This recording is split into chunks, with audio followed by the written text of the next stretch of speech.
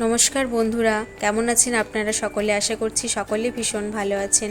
আমি আজ চলে এসেছি আপনাদের সাথে একটি লাঞ্চ থালির আইডিয়া শেয়ার করতে।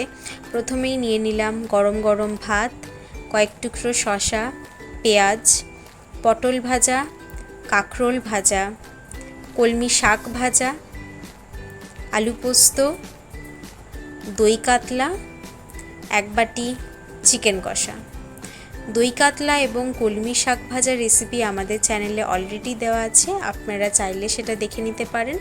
এবং শেষ পাতে মিষ্টি মুখের জন্য রয়েছে রসগোল্লা, আমার বাগানের আম্রপালি আম, এক গ্লাস জল। ভিডিওটি যদি আপনাদের ভালো লেগে থাকে একটি লাইক করবেন এবং চ্যানেলটিকে সাবস্ক্রাইব করার অনুরোধ রইল। সকলে ভালো থাকবেন, ধন্যবাদ।